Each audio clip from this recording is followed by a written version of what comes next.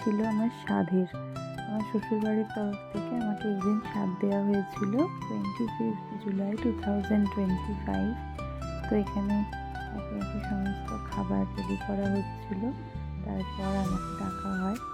তো এত খাবার দেখে আমি তো তখন আমি খেতে পাচ্ছিলাম না, প্রেগনেন্সি জার্নিতে আমার পুরো।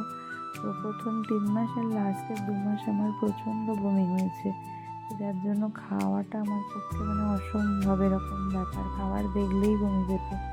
তো যাই হোক, সমস্ত কিছু সুন্দর করে সাজিয়ে গুছিয়ে আমাকে দিয়েছে। তো তারপরে চলছিল আশীর্বাদ পর্ব, অনেকজন আশীর্বাদ করেছিল, তো যার জন্য একটু লেটও হয়ে গেছিলো খাবার খেতে। এবং তারপর আমার খাওয়া শেষ হলে বাকি যারা এসেছিল গেস্ট, তাদের খাওয়া শুরু হবে, যার জন্য এখানে তাড়াতাড়ি করে সব সেরে নেওয়া হচ্ছিলো। এই যে আমার বর আমাকে আশীর্বাদ করতে এসছে।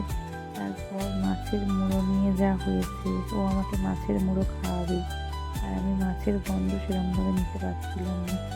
যাই হোক, আমি ফটো তুলবো বলে পোজ দেবো বলছিলাম, আর ও আমাকে খাওয়াবে জোর করছিল, একটু খেতেই হবে।